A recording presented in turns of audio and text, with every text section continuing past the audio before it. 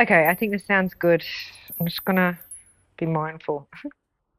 Excuse the triple chin, but whatevs. Okay, here we are reading the article for the third time. There's more articles to come, so thanks for being here, whoever you are, even if it's just me watching the replay. Pat on the back. This is an academic journal article, you know, surely there's some value in here to listen to it. If this topic interests you, do as we say and as we do, the interplay of descriptive and injunctive group norms in the attitude-behaviour relationship. This is from the British Psychology Society. Joanne R. Smith and Winifred R. Lewis, School of Psychology, University of Exeter in the UK and the University of Queensland in Brisbane, Australia. Shout out. Nearby. I've got a little coffee here. And all of the paraphernalia I'll not need to get up, except for my favorite pen. There it is. Oh, shit. Oh, God. Okay, everything might fall apart in no, easy effort. I did a heart math practice before I've come on, so if I'm a bit giddy, that's why. And did an attitude breathing technique, which helps me have an attitude check, basically, to see what state you're in and then shift it. And I've chosen to go with easy effort. That's my choice that I've chosen actively. Went through the feelings wheel to get there.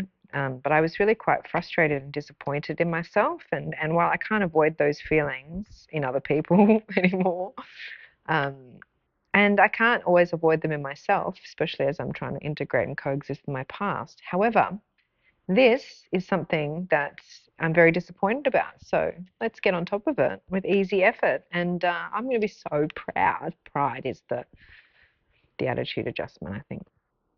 Okay, so what was I saying?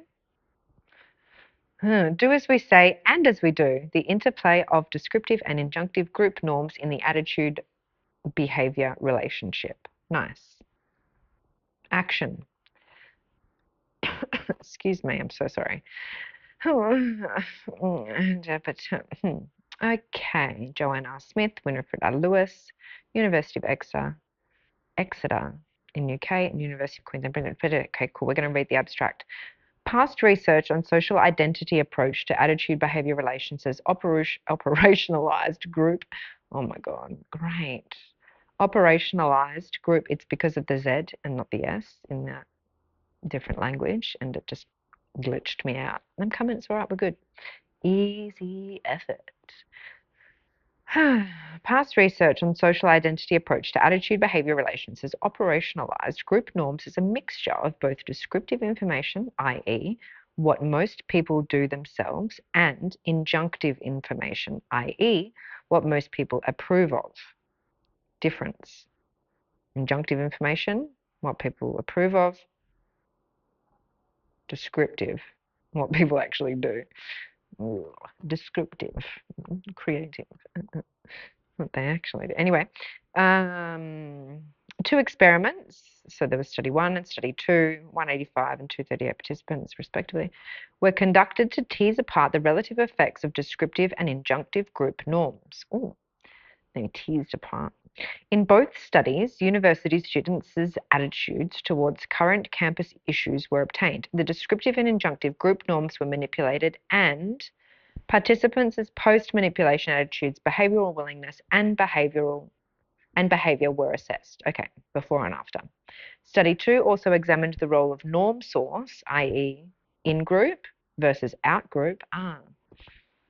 For injunctive and descriptive norms. So it seems like there was multiple layers to the 2 studies, multiple variables. In both studies, the injunctive and descriptive in-group norms interacted significantly to influence attitude, behavioural willingness, and behaviour. It makes so much sense the third time round. Study 2 revealed that out-group norms were largely ineffective. Yeah, so if you're in the group, the clique, yeah, this is why Uber was so easily marketed. They had to, it's weird to have a stranger come to your house and pick you up. Like, that's an out group, right? they're an out-group, the trust is low. So, but if your friend recommends it to you from an in-group, it was such a smart marketing campaign. I actually did it. Never mind. Disruptive marketing, I love it because it does disrupt. Ooh, maybe this is a topic I want to research. This is interesting because I've always been a part of disruptive technology, or like just tried to balance out a destructive attitude towards technology. Like, you're addicted to your phone, did you know? Anyway, so am I. I'm looking at you and talking to myself. Anyway, okay, so let's go back to it. But it's just awareness as well. I like to go deep. Study 2 revealed that out-group norms were largely ineffective. That's what I just said, okay? The research illustrates that in-groups interactively influence decisions not only by what they say, but also what they do, right? And asserts the value of considering the interaction of descriptive and injunctive norms and accounts of normative influence. Yeah, it does. That's a great abstract. It's got me interested in why you're doing this. So the abstract here is what the article discusses. Discussion and conclusions. All right, let's see what they found out. The studies are there, and they said that they were largely ineffective from the out groups. And I just want to read the conclusion. The conclusion. Where's the freaking conclusion? Or is that discussion, general discussion? Look, we're just going to go. Introduction. Easy effort. I'm proud of myself already. Why do people fail to practice what they preach? This is what I'm talking about, because it's hard. Disappointment. Disappointment. It is easy to identify inconsistencies between attitudes and actions. For instance, one might ask whether changes in social attitudes towards men's housework have been accompanied by an equivalent change in the division of household labor. Yeah. Or, to take a more recent example, given the extent of opposition to the recent military interventions in Afghanistan and Iraq, why did only a relative minority of people engage in peace protests or other oppositional political behaviours? We all know it was wrong, right? Do we? The paper reports the results of two experiments. This paper reports the results of two experiments designed to address this fundamental question by focusing on the role of social influence in the attitude-behaviour relationship. There must be lots of research done on this attitude-behaviour relationship. Here we are. Social influence and the attitude-behaviour relationship. It's as if I've read this 3 times. In the attitude-behaviour field, the study of social influence has been conducted predominantly within the frameworks of 3 theories of reasoned action and planned behaviour. Within these models, social influence is represented by the concept of subjective norm. Subjective norm, which describes the amount of pressure that people perceive they are under from significant others to perform a specific behaviour. The subjective norm is seen as a key predictor. Cool. Along with attitudes and perceived control of behavioural intentions. Intentions, along with perceived control, in turn predict behaviour. Research shows, however, that subjective norms actually have surprisingly little influence on people's intentions to behave in a particular way. Different study, 2001. The weak effects of norms have prompted a number of interpretations from Asgen, 1991 study, conclusion that personal factors, i.e. the attitude and perceptions of control, are the primary determinants of behavioural intentions. This is inner authority, critical thinking, for the win. Anyway, sidetrack. The weak effects of norms have prompted a number of interpretations from Asgen's conclusion that personal factors, i.e. attitude and perceptions of control, are the primary determinants of behavioural intentions to the deliberate removal of norms from attitude behaviour analysis. Yeah, they've taken them out. One conclusion is that norms may indeed have little influence over one's behaviour. An alternative conclusion is that norms are important, but they need to be conceptualised in a different manner. Okay. In recent years, a number of researchers have begun to re-examine the role of social factors in the attitude-behaviour relationship. Cialdini, Kalgren and Renault, Terry and Hogg, 1996. 1991, someone in Finlay, 1996. These alternative approaches argue that for norms to play a role in the theory of planned behaviour, okay, they need to be conceptualized in a different manner or that embodied by the subjective norm than to that embodied by the subjective norm construct. Yeah. In the present paper, we will consider two of these approaches, the social identity approach to attitude behavior relationships from Terry and Hogg, and the norm focus approach from Cialdini. Great. This is why we've got the multiple levels, multiple variables, different two studies. Okay, cool. Let's see what they found. What's next? The social identity approach to normative influence. Excuse me a moment. In the attitude behavioral field, the study of social influence has been conducted. Did I just fucking repeat? Shit. Took a moment away and I lost it.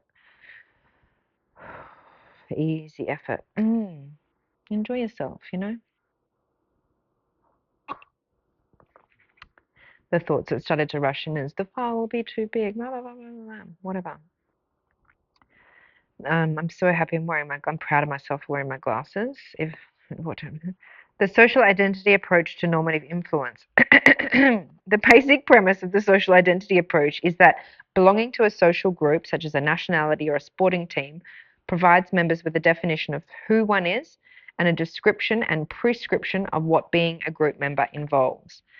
I literally just need to check that that's plugged in properly because my brain couldn't stop thinking about it. Anyway. Social identities are associated with distinctive group behaviours, behaviours that are depersonalised and regulated by context-specific group norms, Abrahams and Hogg. When individuals see themselves as belonging to a group and feel that being a group member is important to them, they have to feel it, they will bring their behaviour into line with the norms and standards of the group. Thus, people are influenced by norms because they prescribe to the context-specific attitudes and behaviours appropriate for group members. Applying this reasoning to the question of why norms do not appear to influence the attitude-behaviour relationship. Got it. Applying this reasoning to the question of why norms do not appear to influence the attitude-behaviour relationship. Terry and colleagues argued that the lack of strong support for the role of norms in attitude behaviour studies reflects problems with the conceptualisation of norms within the theories of reasoned action and planned behaviour. In these models, norms are seen as external prescriptions that influence behaviour. This conceptualisation is inconsistent with more widely accepted definition of norms as the accepted or implied rules of how group members should and do behave, e.g. from Turner in 1991. In addition, social pressures is seen to be additive across all reference and reference groups. A clue as to why this is an important question. In addition, social pressure is seen to be additive across all reference and reference groups viewed as important to the individual. As such, the model fails to reflect that certain sources of normative influence will be more important for certain individuals. Such nuance, yeah. Conditioning too, right? In contrast, the social identity approach does not consider the role of group membership on behaviour. According to the approach, norms will have a stronger impact on intentions and behaviour if the norms define group memberships. Okay, wait a sec. According to the approach, norms will have a stronger impact on intentions and behaviour if the norms define group memberships that are contextually salient and self-defining in the immediate social context. They've got to be really, really important. Thus, the social identity approach is clear as to which groups will have influence over the individual's attitudes and actions. Social identity approach. Groups that individuals belong to, i.e. in-groups, will have more influence than groups that individuals do not belong to, i.e. out-groups. From a social identity approach, subjective norms should have little influence on intentions. Group norms, on the other hand, should have significant impact on intentions. Moreover, the group membership of the source of the normative information, whether the norm emanates from in-group or an out-group, becomes a critical variable. In-group norms are more powerful determinant of group behaviour than out-group norms. Yes, supported by other studies. The norms of salient social in-groups influence willingness to engage in attitude-consistent behaviour because the process of psychologically belonging to a group means that self-perceptions, beliefs, attitudes and behaviour are brought into line with the position advocated by the in-group norm.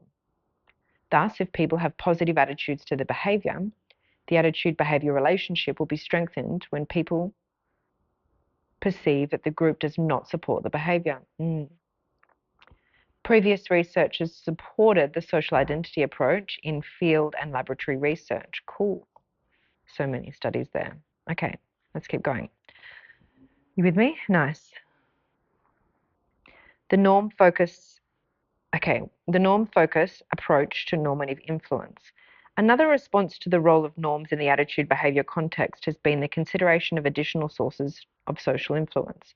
Rather than seeing norms as a unitary construct, Cialdini and his colleagues have argued that the common definition of norms reflects two components: conceptions of what people should do, and what people actually do. Okay, so it was Cialdini that did that. Injunctive norms, should do, reflect perceptions of what most others approve or disapprove of, and motivate action because of the social rewards and punishments associated with engaging or not engaging in the desired behaviour. The subjective norm of the theory of planned behaviour can be considered to be The subjective norm of the theory of planned behaviour can be considered to be an injunctive social norm because it is concerned with perceived social pressure. One more time, please. The subjective norm of the theory of planned behaviour can be considered to be an injunctive social norm because it is concerned with perceived social pressure. Descriptive norms reflect the perception of whether other people actually perform the behaviour. Oh, okay. Together? The subjective norm of the theory of planned behaviour can be considered an injunctive social norm because it is concerned with perceived social pressure. Descriptive norms reflect the perception of whether other people actually perform the behaviour. They motivate action by informing people about what is considered to be an effective or adaptive in a particular context and provide a decisional shortcut when an individual is choosing how to behave in a particular situation, i.e., if everybody else is doing it, then it must be a good, sensible thing to do. Oh, shit. I've been covering up my microphone. Fuck. This is why I moved the bus earlier, though, because I knew that other people would think that it was okay to do it, and I cared enough to not be a bad example.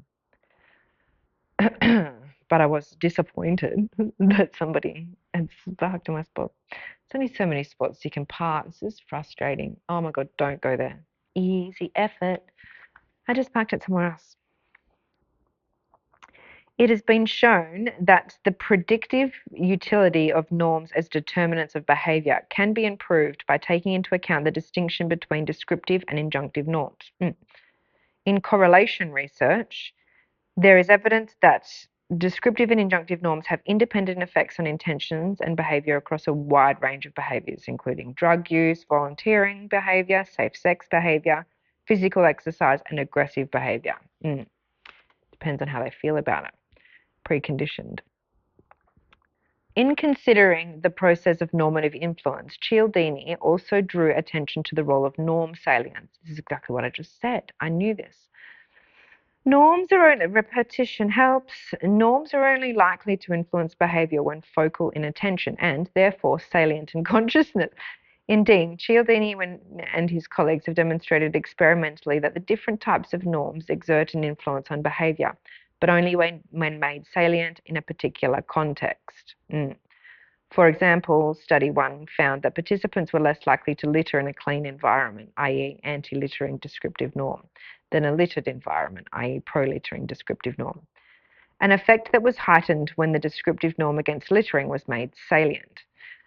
Similarly, injunctive norms against littering have been found to be more effective when made salient. Cialdini and colleagues have argued that the effects of injunctive norms on behaviour are stronger or more persuasive than the effects of descriptive norms. This may be because the effects of the injunctive norms are more likely to transcend situational boundaries, whereas descriptive norms are more likely to exert influence only in specific contexts in which the behaviour occurs.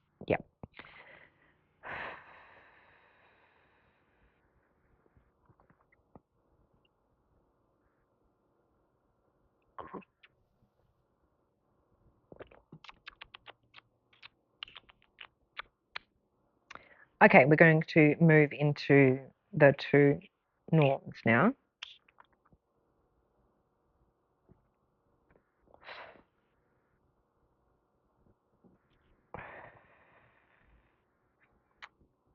Injunctive and descriptive group norms. Despite the clear contribution of both the social identity approach and the norm focus approach to the question of normative influence, there have been few attempts to integrate these approaches. I wonder why. The social identity approach has conceptualized group norms as possessing both the descriptive and injunctive properties. Norms describe the prototypical features of the group and also prescribe the appropriate attitudes and actions for group members. It is in its empirical treatment of norms, however, social identity research has failed to distinguish the descriptive and injunctive aspects of group norms. A number of studies have manipulated group norms in the form of numerical data reporting on the expressed attitudes or past behavior of group members, i.e., only the descriptive component was manipulated. There's a study here. In other research, only injunctive components of the group norms were manipulated. For example, when people are exposed to information about what group members approve or disapprove of in a particular situation. Group think, group attitude. Terry et al. I think I need to look these studies up later. What does et al. Mean? It's not on all of the references. In correlation research, the two aspects are not always empirically distinct and are usually collapsed into a single averaged measure. Yeah, I think I'll look at that. With respect to the norm focus approach, research has also typically manipulated the salience of either injunctive or descriptive norms, or has held the salience of the descriptive norm constant while the salience of the injunctive norm has been varied. The two types of norm have not been manipulated orthogonally. Orthogonally.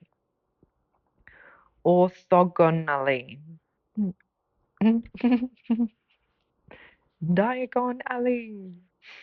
Adding to the confusion, previous research on the norm focus approach has typically manipulated descriptive norms in the immediate social context, e.g. littering in a particular environment. In contrast, the injunctive norm is manipulated to be broader and more general, i.e. broader societal norm against littering. The lack of specificity in the level of analysis may be one reason that the descriptive norm has emerged as less powerful than the injunctive norm in norm-focused studies. Within theory of planned behaviour research, when researchers have incorporated the distinction between injunctive and descriptive norms, the focus has been on identifying unique effects for these types of norms. Okay, so they've been tested with this intention. Studies report the independent contribution of each type of norm, partialing out the overlapping variance. The present research, nice. Let's do this bit and take a file break. Yeah, because then it goes into the studies. Okay, in the present research, we argue here that in present research on normative influence, the relationships and connections among descriptive and injunctive norms have been neglected, among with the possibility that two types of norms will have interactive, effects. That's the research question of the freaking, okay, of course, of the assignment. We argue here that the past research on normative influence, the relationships and connections among descriptive and injunctive norms have been neglected, along with the possibility that two types of norms will have interactive effects on behaviour. Although what is usually done is what is usually approved, and although what is usually done and what is usually approved are frequently the same, this is not always the case. I like how that's written. On the basis of past research, it is difficult to predict which norms will influence behaviour when incompatible descriptive and injunctive norms apply in a given situation.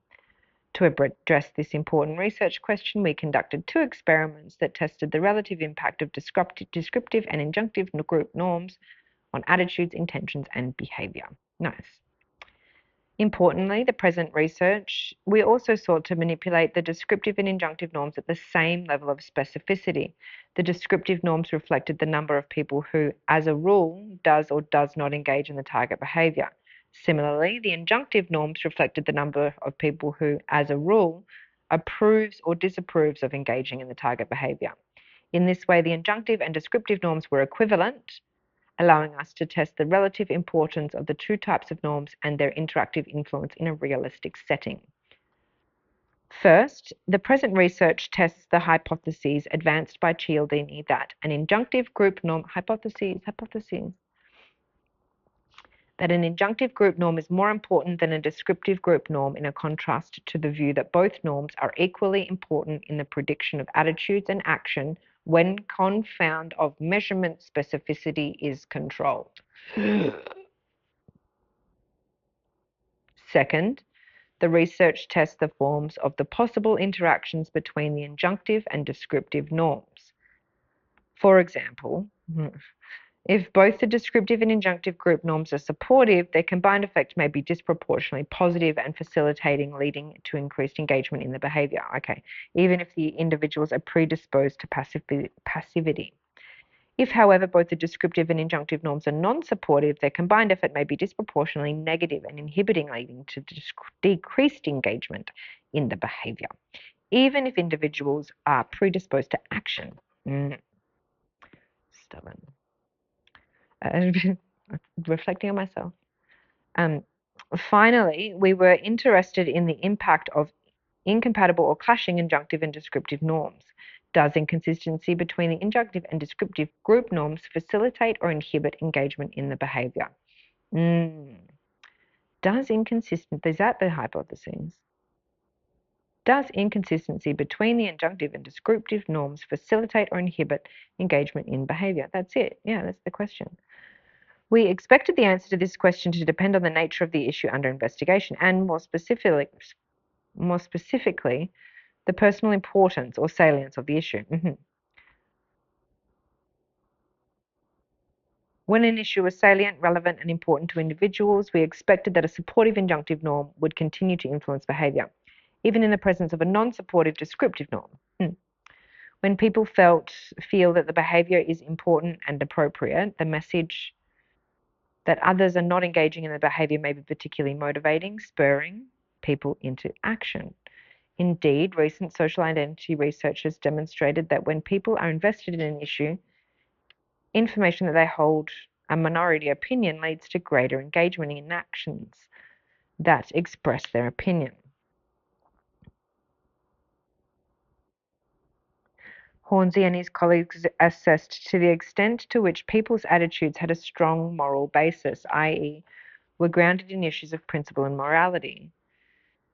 Presented participants with information suggesting that they were either in a minority or a majority on a range of social issues, and then assessed their willingness to engage in attitude-consistent actions. Do that. Find that out first, how they feel about it. And to know if you're in the minority or the majority. This is my gripe. Whatever.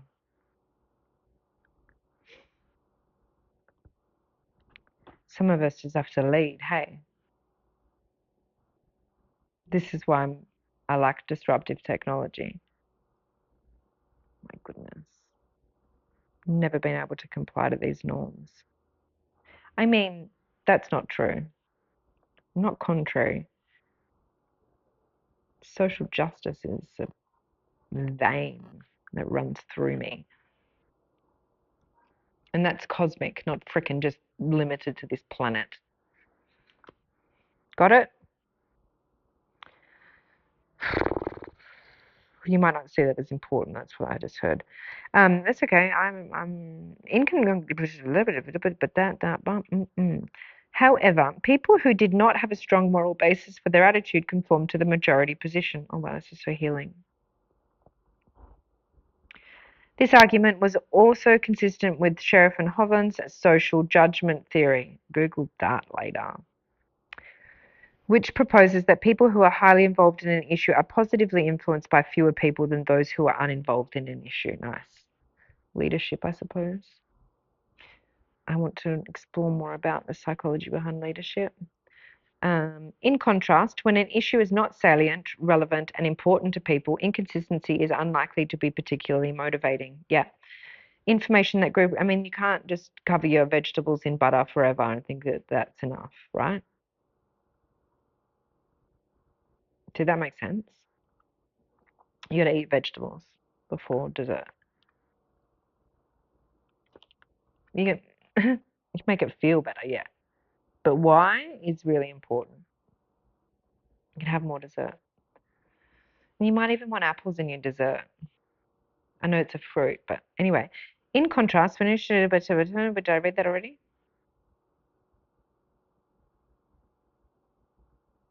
Oh, sorry, forgot to read out loud. In contrast, when an issue is not salient, relevant, and important to people, inconsistency is unlikely to be particularly motivating.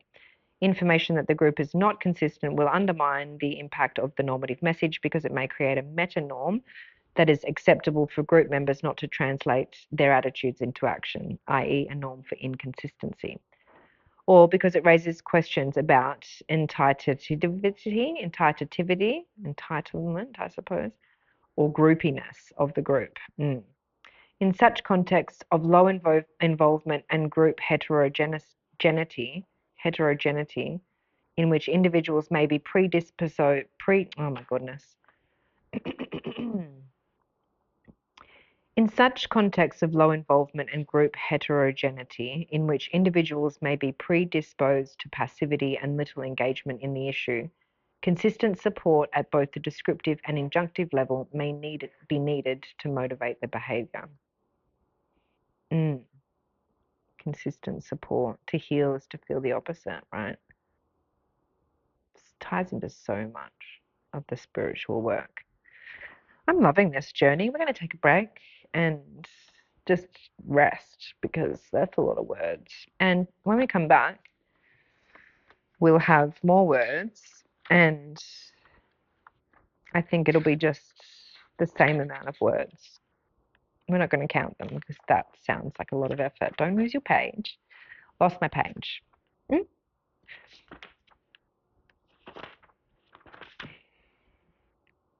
I know what's going on. Yeah. Thanks. Okay, we're back. Right.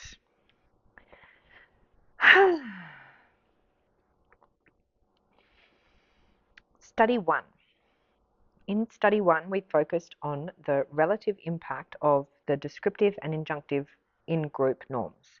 Participants were exposed to information about the percentages of fellow in-group members, students at the university, who approved or disapproved of engaging in the target behaviour, which was signing petitions or form letters as a form of political action. And the percentage of fellow in-group members who actually engaged or did not engage in the target behaviour.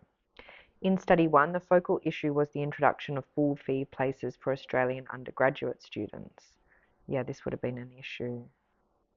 That was to note. Historically, places for domestic and undergraduate students of Australian universities have been funded through a combination of government funding and a student contribution. At the time of Study 1, the government had introduced changes that would allow universities to offer a limited number of full fee places to students who did not meet the academic criteria to get a government-supported place. By its supporters, this was seen as a start towards a more market-orientated system where students take responsibility for funding their own degree. By its opponents, this was seen as a betrayal of Australian meritocratic values. Quite salient indeed. Participants in Study 1 could act either in support or opposition to the issue. Okay, that's a side note. So the issue was highly salient and important to students at the time the research was conducted. Indeed, this issue prompted high levels of activism, including national days of actions, numerous protest rallies, blockades of university meetings, occupation of university buildings, and at the university in question, demonstrators clashed with police during a blockade. Oh, I can see it on the news. Sent to Twitter. Study 1 extends the social identity approach by examining the descriptive and...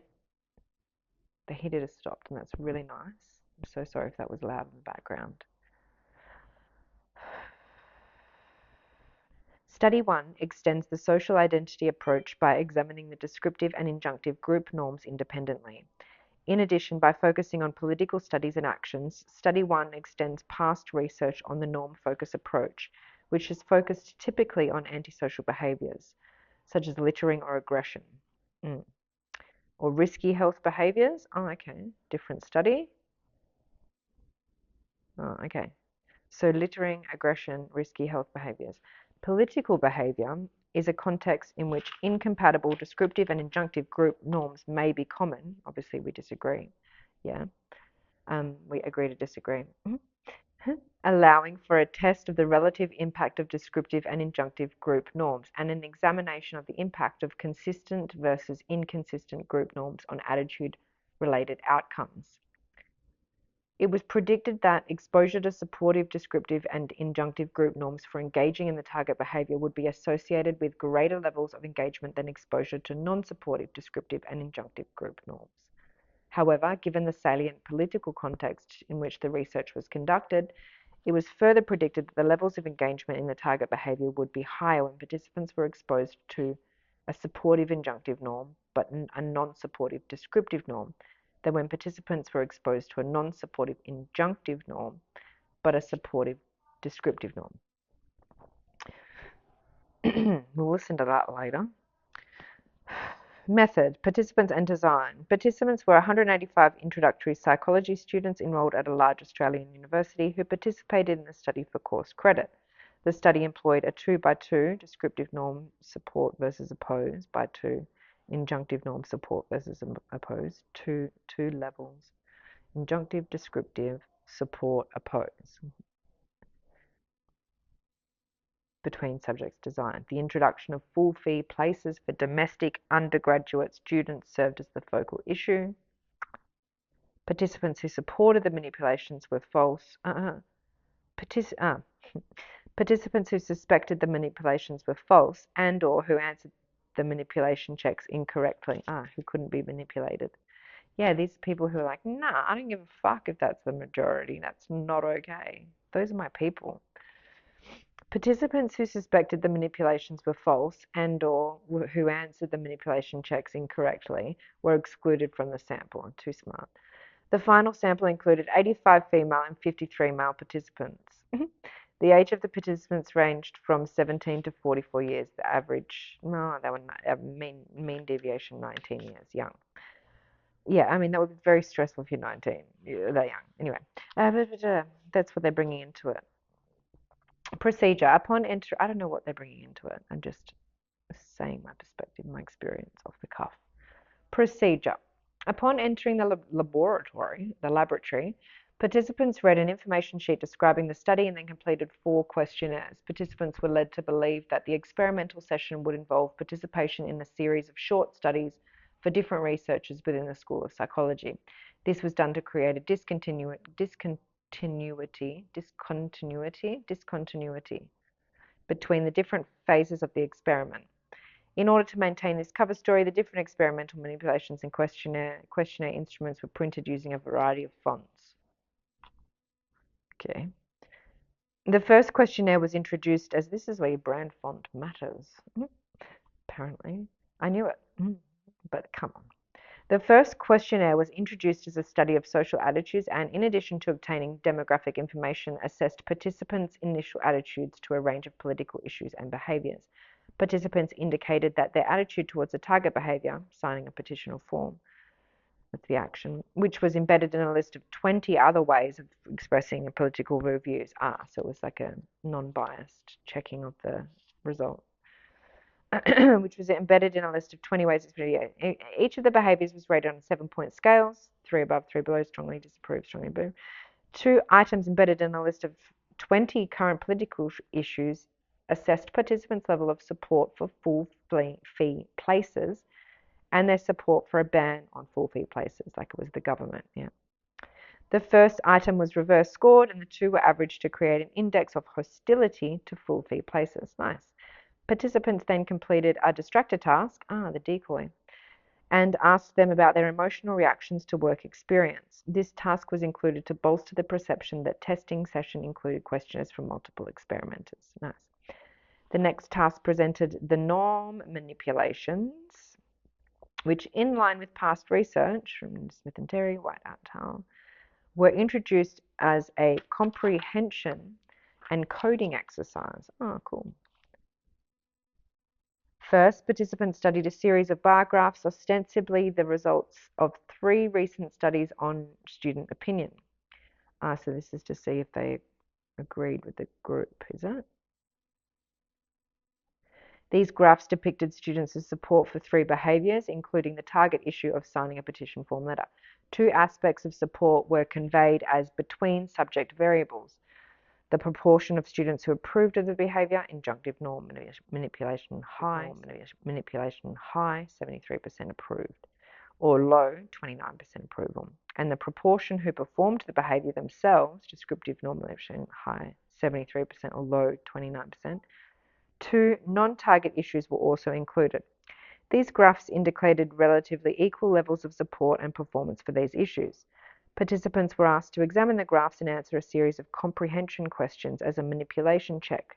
Participants were required to indicate the average level of approval and behaviour for signing a petition form letter as depicted in the graphs.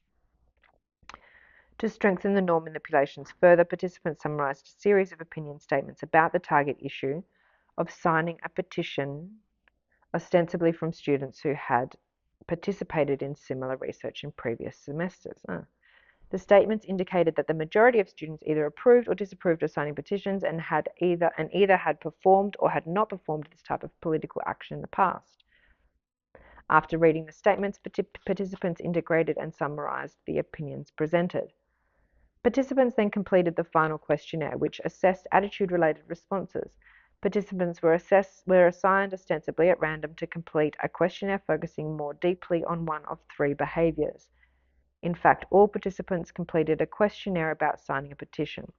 The booklet included post measures of attitudes to the behaviour, willingness to act, plus concrete measure of action. Attitudes towards signing a petition were assessed with 5 semantic differential items measured on 9-point scales, e.g., do you believe that signing a petition letter on this issue is 1 bad, 9 good? The items were averaged to form the scale. I don't understand the variable. 0.87a. Behavioural willingness was measured with 3 items on a 7-point scale, e.g., would you say that you were 1 very willing or 1 very unwilling, 7 very willing to sign a petition? And the items were averaged. Finally, participants were given a chance to sign a postcard to the take action and to the University Senate containing a statement for the against issue and drop it in a box for or against the issue. Participant numbers written in invisible ink on the postcards allowed us to identify which participants had acted. Ooh, sneaky. These were coded 1 completed or 0 not completed. Participants were then asked to guess the hypotheses underlying the study. From the main analysis, 15 participants who indicated they did not believe that the graphs depicted real data were excluded. Finally, participants were debriefed verbally and in writing that the deception concerning norms was flagged to participants and the rationale was explained, along with an apology and thanks for their participation. Debriefing is important. Deconditioning too. They'll be traumatized for life. Participants discussed their reactions and were given the opportunity to withdraw their data, although none did so. Nice. Results. Okay, we got this. Lots of words, and things and graphs and such that we will unpack later. Results. Overview of analyses. A 2-by-2 Mancover was applied to the 3 dependent measures, namely attitudes, willingness, and behaviour, examining the role of descriptive and injunctive norms as between subject variables, and conveying out pre-measured attitude strength for the issue and towards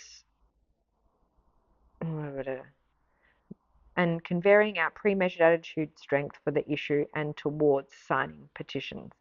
At the multivariate level, there was a main effect for injunctive norm. There was a main effect. There was a main effect for injunctive norm. Let me look at I'm going to look at the table later when I've listened to that statistics collaborate again because he broke down how to read this information. For now, I'm just reading the article, okay? At the multivariate level, there was a main effect for the injunctive norm, F3 130 equals 8.17. P is less than 0.001, but not for descriptive norm. Okay.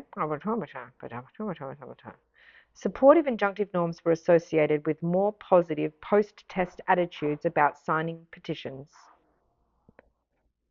and greater willingness to engage in the target behaviour. However, injunctive norms had no significant effect on actual signing behaviour.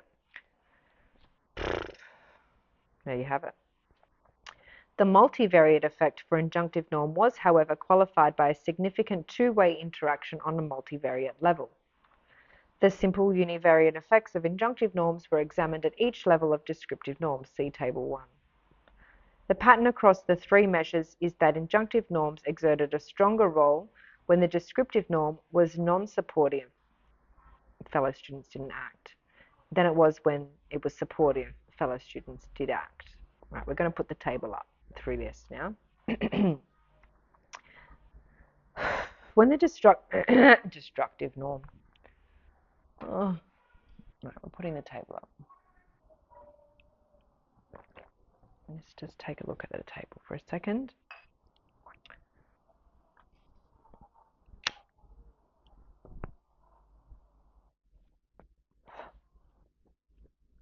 Ready? Oops, sorry.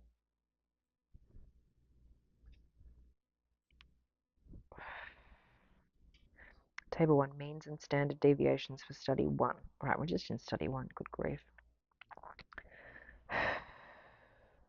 When the descriptive norm was supportive so that fellow students were engaging in the action, supportive injunctive norms resulted in more favourable attitudes towards engagement in the targeted behaviour. 132 equals 4.3.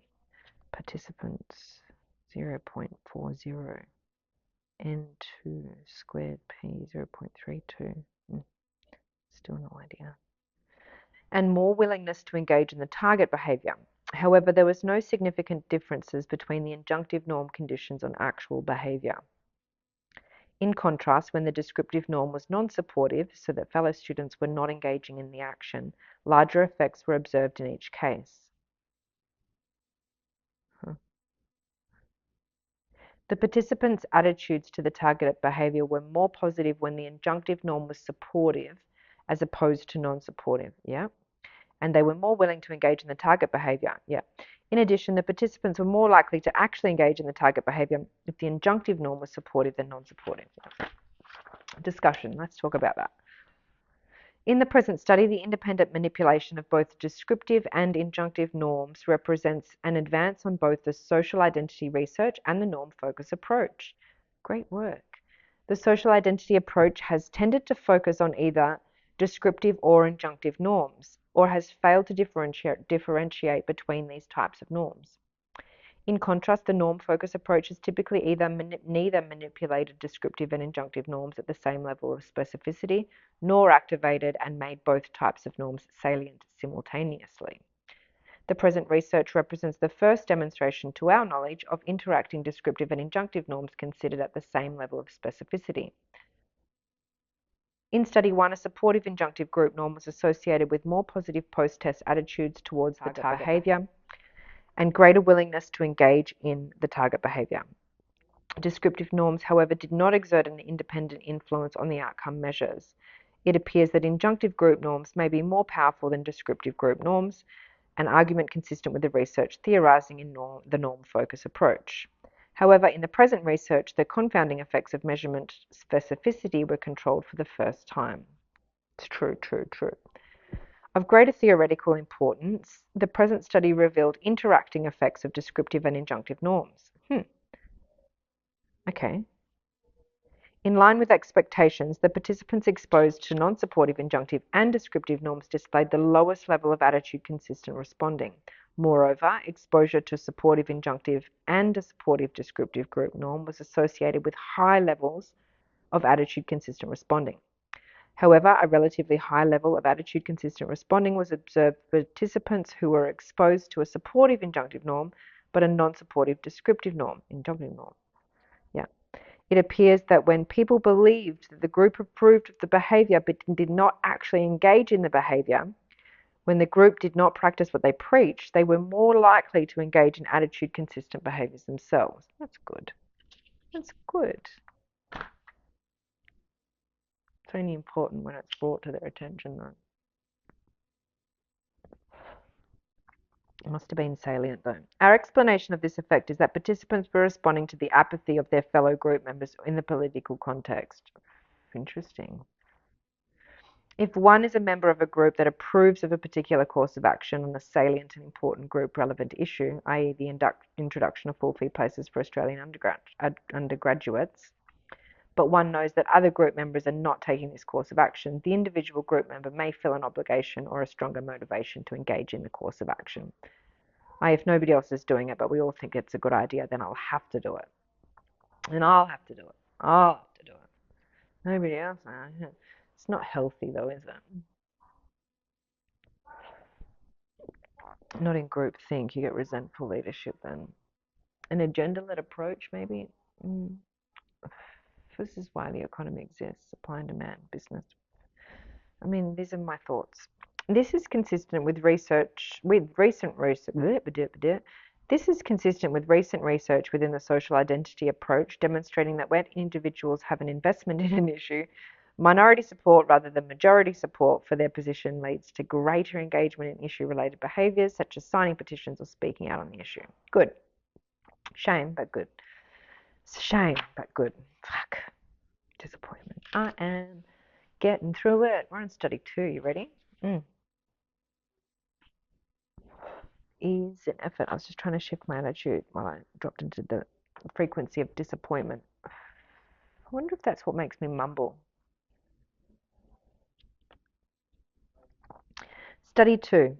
In study 1, in study 1, in which political issue was salient, relevant, and important to participants, we found in line with expectations that exposure to consistent injunctive and descriptive group norms, i.e. both supportive or both non-supportive, produced behaviour that was in line with the combined normative message, i.e. high levels or low levels of engagement, respectively. When the injunctive group norm was supportive, but the descriptive norm was not supportive, positive attitudes towards the target behaviour and high levels of engagement in the target behaviour were observed, a finding that is consistent with recent social identity research. However, not all political issues are involving salient, relevant, and important to people. Moreover, in other contexts, such as health behaviour or consumer behaviour, people may not have considered the issues prior to exposure to the normative message. If people are uncertain and hesitant rather than certain and committed, the inaction of others is more likely to be inhibiting rather than facilitating. This question was tested in study 2, that's good, in which a different campus issue, the introduction of comprehensive examinations at Australian universities, was used.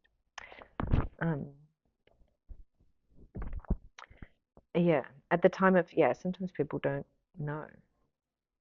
Often if they don't take action. That was a bit of advice that was given to me by one of my mentors when I was very frustrated on the edge of anger and disappointment again.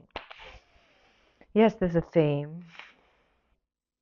And I heard her say, I like to think that if people are not doing something that we expect, that it's because they just don't know.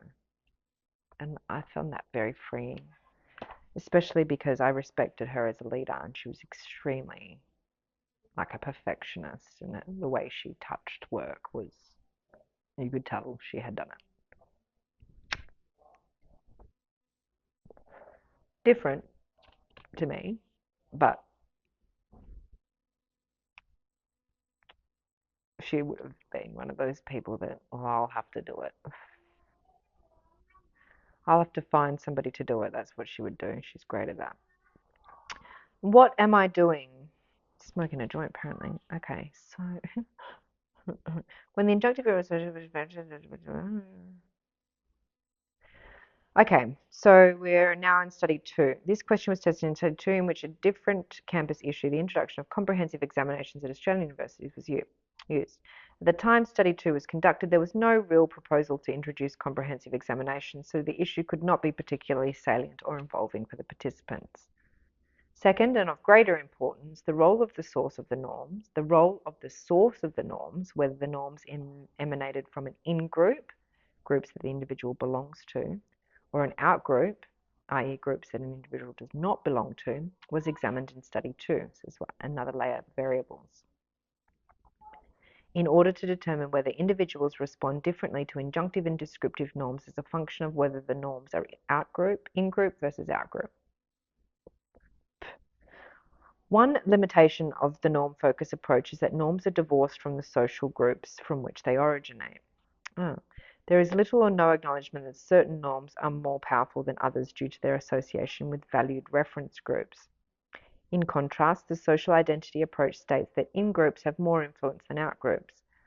Norms that extended from salient in-group provide information that is more personally relevant and informative than out-group norms. Indeed, research has shown that when people are exposed to normative information from an in-group and an out-group, the in-group norms have a stronger effect on behaviour than out-group norms.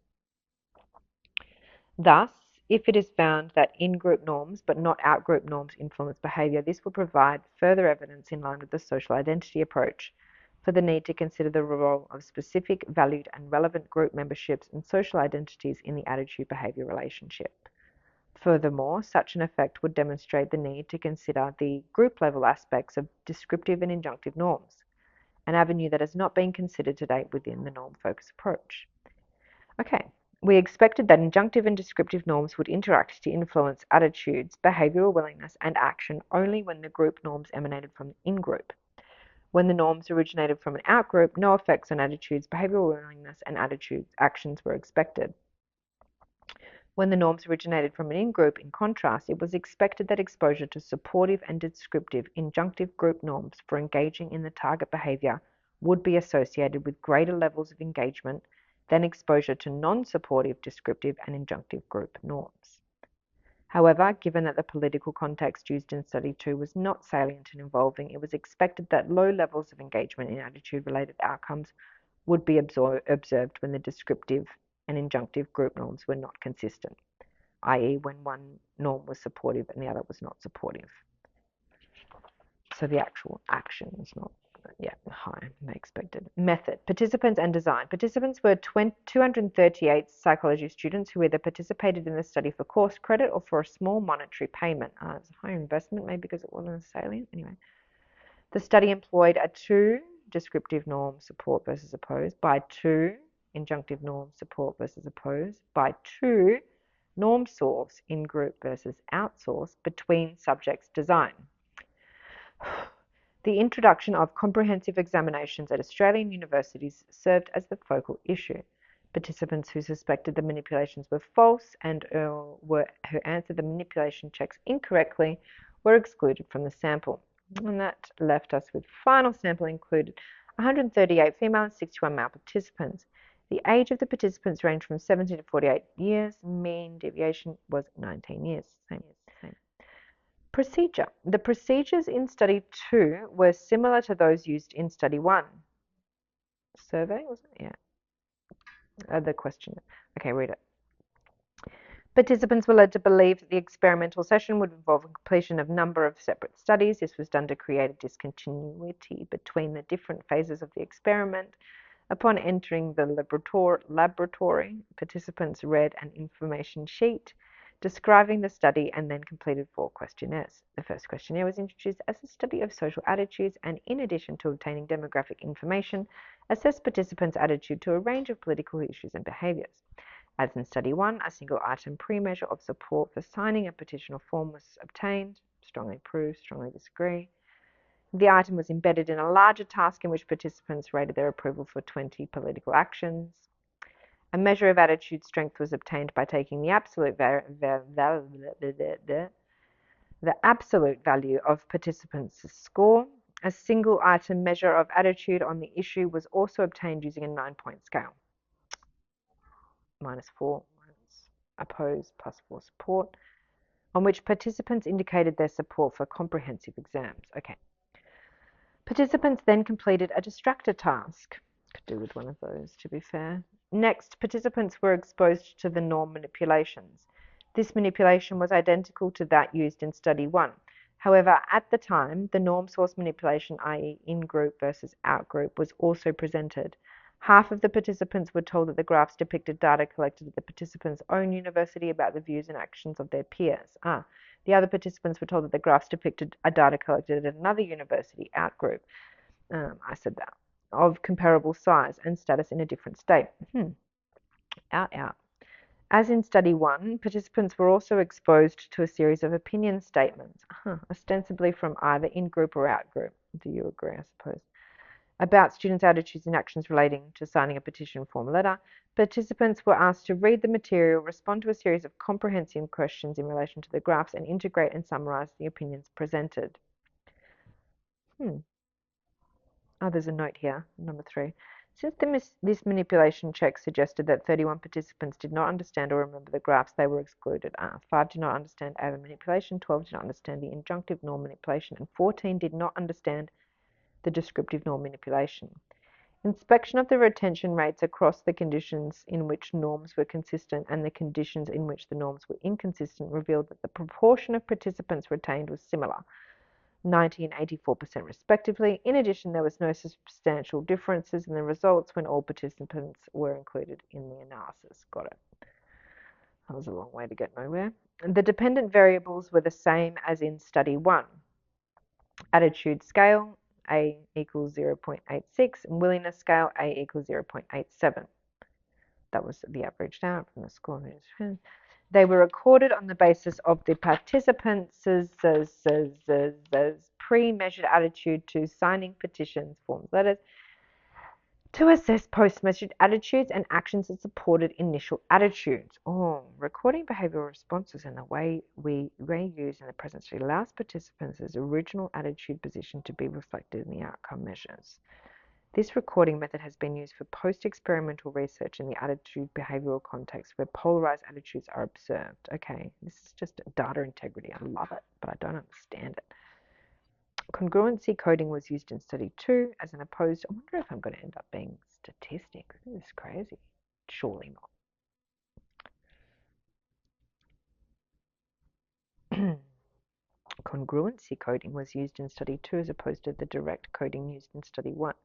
Due to the heterogeneous nature of the initial attitudes of the sample towards the issue,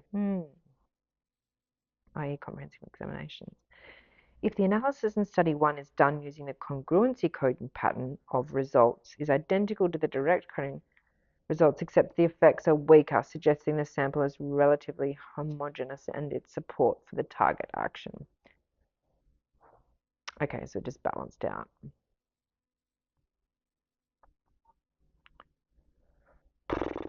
Wow, where was I? At the end of the study, the participants were asked to guess the hypotheses. 8 participants who indicated they did not believe that the graphs depicted real data were excluded from the main analyses. Participants were debriefed verbally and in writing as to the deception involved and the study and the rationale of the study. Participants were given the opportunity to withdraw their data, although none did so. Results. Another graph coming.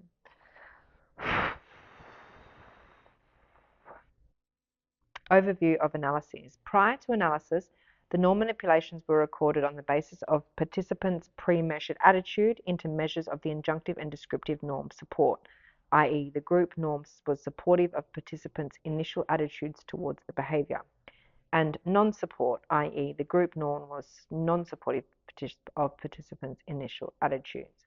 A 2 by 2 by 2 Mancover was applied to the 3 dependent measures, namely attitudes, willingness, and behaviour. Descriptive norm support, injunctive norm support, and group membership were included as between subject variables, and pre-measured attitude to the issue and attitude strength towards the behaviour were covariates.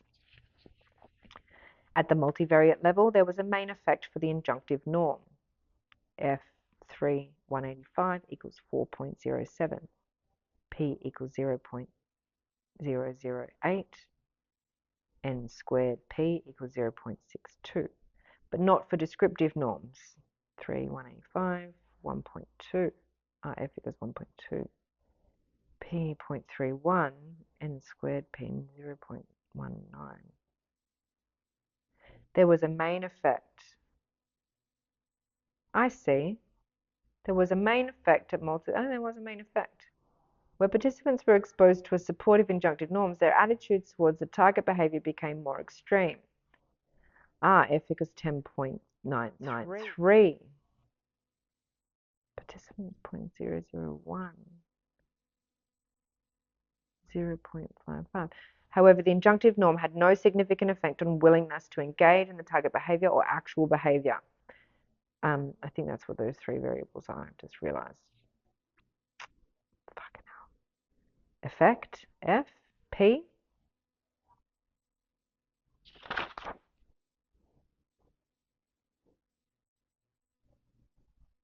Participants. That's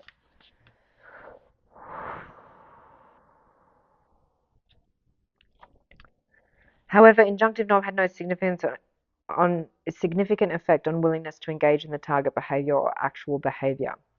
The multivariate effect for injunctive norm was, however, qualified by a significant three-way interaction. F 4.08, P 0.008, n squared P 0.062. The simple univariate effects on injunctive norms were then examined at each level of the descriptive norms and group membership. Further analysis revealed that outgroup norms were globally ineffective. However, there was a significant two-way interaction between the descriptive and injunctive in-group norms. As suspected, when descriptive in-group norms were supportive of participants' attitudes, supportive injunctive norms resulted in more extreme attitudes and behavioral willingness. In addition, there was a trend towards more polarized behavior when the descriptive and injunctive norms were consistent. In contrast, when the descriptive in-group norms were non-supportive of participants' pre-measured attitudes, injunctive in-group norms had no effect. The table too. Yeah, we're going to do that exercise. Discussion. As in study 1, the in-group injunctive norms were found to have an independent effect on attitudes but not on behavior. A supportive injunctive in-group norm was associated with more extreme post-test attitudes towards the target behavior. Participants became more positive towards the behavior if their initial attitude was positive and the in-group supported them, and more negative if their initial attitude was negative and the in-group supported them. Oh, don't encourage him. The effect of injunctive norms on attitudes is not surprising. An injunctive in-group norm can be thought of as being a group attitude which provides information regarding how positively or negatively the group views a particular issue or action. The in-group injunctive norms did not, however, exert an independent effect on behavior. Moreover, in-group injunctive norms did not impact independently on behavioral willingness. Of even greater theoretical interest is the evidence that injunctive group norm, descriptive group norm, and norm source interact. They interact, yeah. And norm source interact to influence attitudes, behaviors, behavioral willingness, and actions. Participants respond differently to injunctive and descriptive norms as a function of whether the norms were in-group or out-group. When the norms originated from an out-group, normative support had no effect on attitudes, behavioral willingness, and actions. Thus, in line with the social identity approach, the study suggested it is important to consider the group-level aspects of descriptive and injunctive norms in the role of specific, valued, and relevant group memberships, and social identities in the attitude-behaviour relationship. The finding does diverge from recent research by Lewis and her colleagues that has examined the role of in-group and out-group norms in political and collective action. This research, conducted in the context of French-English conflict in Quebec, has shown that people will strategically conform to or violate out-group norms in order to obtain benefits for their own group. The model suggests that out-group norms have failed to influence behaviour in study 2. The model suggests that out-group norms may have failed to influence behaviour in study 2. because the target issue, introducing comprehensive examinations, was not associated with intergroup conflict between the in-group and out-group universities. It is possible that if a different out-group had been used, such as university administrators, the norms of this out-group would have been influential. In situations marked by conflict, the descriptive and injunctive out-group norms may also influence attitudes and actions. Future research should examine this issue further to determine the relative impact of in-group and out-group injunctive norms in the attitude-behaviour relationship. Ding, ding, ding, ding, ding.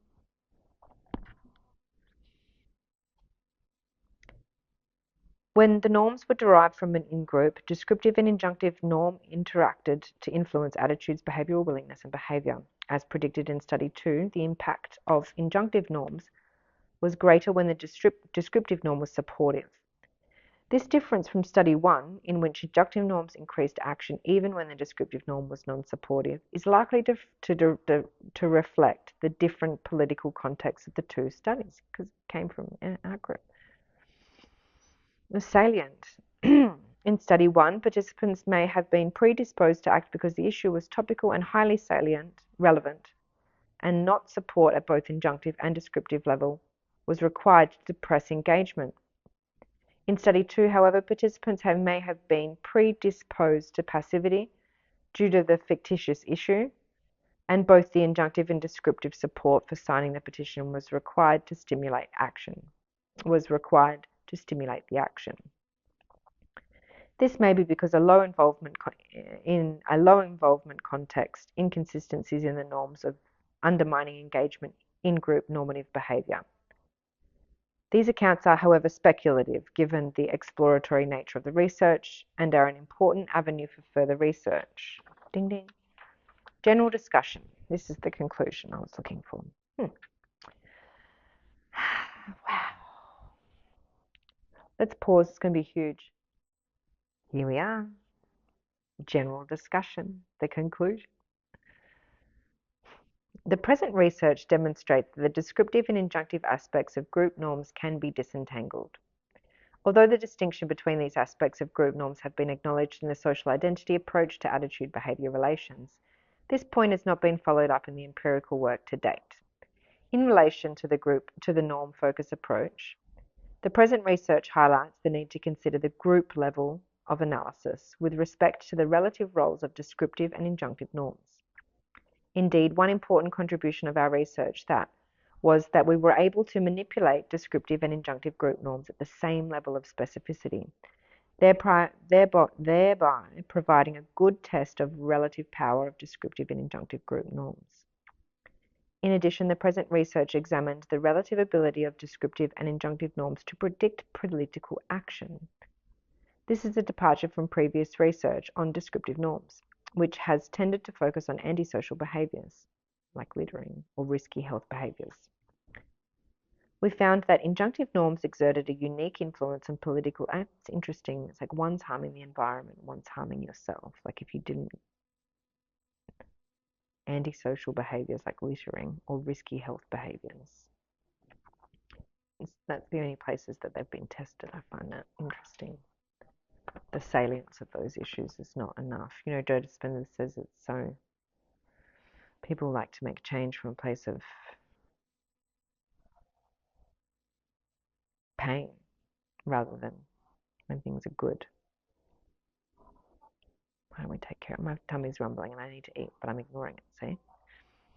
We found that injunctive norms exerted a unique influence on political attitudes, studies 1 and 2, and political intention, study 1 only, but not on behaviour, studies 1 and 2. However, it should be noted that the definitive conclusions about the impact, or lack thereof, of injunctive normative influence on political behaviour should not be drawn from the present research. It is possible that the political intentions formed in our studies might translate into behaviour at a later date or in another context. True. That's good they talk about the limitations. Is that what that conclusion is for? Key findings. Critical. This is critical information.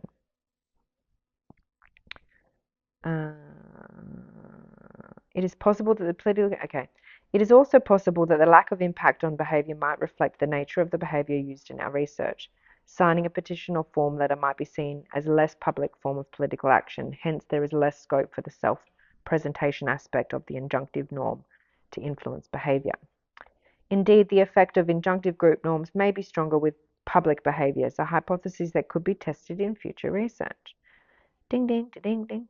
Nevertheless, the independent effects of injunctive norms support the hypothesis that injunctive group norms are more powerful than descriptive norms, even when measurement specificity is controlled, or supported by Cialdini and Renaud. An effect that might be due to the fact that such norms invoked multiple motivations for group normative behaviour. Descriptive group norms were not found to exert a unique influence on attitudes, behavioural willingness, or behaviour. This is somewhat inconsistent with past research that has found unique effects for descriptive norms. However, this may be due to the fact that past research with descriptive and injunctive norms has frequently considered different norm sources for descriptive and injunctive norms. Most people who are important to me for injunctive norms versus of the people you know. Different sources. And different levels of measurement specificity, i.e. a time element for injunctive norms versus no time element for descriptive norms. Somebody's tested that. Cook, 2007. In addition, tests of the role of descriptive norms with the TPB have typically focused on health-related behaviours rather than on political behaviours. Future research may be needed to determine the conditions in which a unique effect of descriptive norms will emerge. However, the present research demonstrates the importance of considering the interactive as well as additive effects of descriptive norms. Yeah. One more time. However, the present research demonstrates the importance of considering the interactive as well as additive effects of descriptive norms. If, as in past research, we have been interested only in a unique effect of descriptive norms, we might have concluded that descriptive group norms were unrelated to political attitudes, willingness, and behaviours. However, this is clearly not the case. Our research demonstrates that descriptive group norms do play a key role in the prediction of attitude-related outcomes, even if no direct effect is observed. Descriptive group norms moderate the impact of injunctive group norms. In both studies, descriptive and injunctive interacted to influence group members' attitudes, behavioural willingness, and behaviours. In Study 1, injunctive norms increased action only when the in-group was not already acting, i.e. the level of action was lowest in the passive disapproval condition and high across the other three conditions. In Study 2, injunctive norms increased action only when the in-group was acting, i.e. the level of action was highest in the active, approved condition and low across the other three conditions.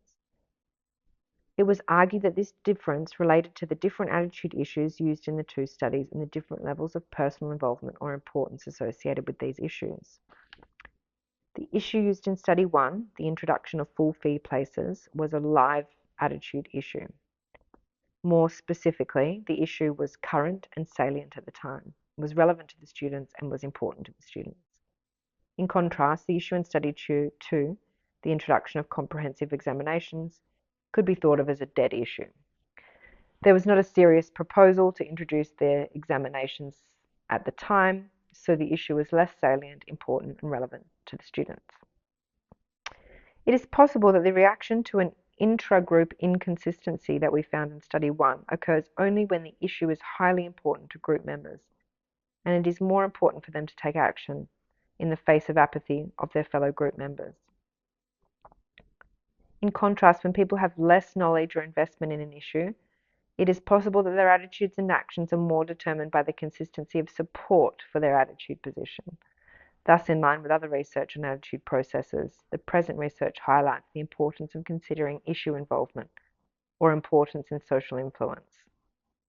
Clearly, future research should examine the role of descriptive and injunctive group norms across a range of issues and within a range of group memberships and intergroup contexts in order to assess the moderating contextual variables, increase the generalizability of the results, and to investigate the underlying processes involved. How interesting. Both the social identity approach and the norm focus approach have made important contributions to our understanding of the role of social influence processes in the attitude-behaviour relationship and have generated a great deal of interest and research in the attitude-behaviour field. However, greater efforts must be made to integrate these approaches in order to obtain a full, complete understanding of the way in which the beliefs, feelings, and actions of those around us, i.e. our in-groups and out-groups, influence the beliefs, feelings, and actions of ourselves. The present research represents a first step in reconciling, integrating, and extending these two key approaches to the issue of social influence and the attitude-behaviour relationship. Wow.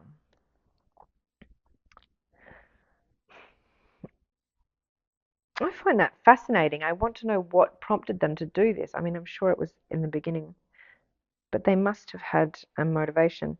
Acknowledgements. Both authors contributed equally to the creation of the work. This research was reported in this article was funded partially by the Centre for Research on Group Processes, the School of Psychology in the University of Queensland. Ah, nice. Yeah, group processes. Fascinating. Collective behaviour. What a right up my alley. Thank you. Wow. Let's stitch it all together and I'll see you in the playback. Thanks for being here. The link's down below and I'll see you in the next one. I've got to find 3 more now. There's a few things to do. I'm going to break down the assignment and get back to you on what I've got to do now. You and I mean, look, I'm not going to serenade you. I just did a funny thing. Thanks for being here. See you in the next one. Ciao for now.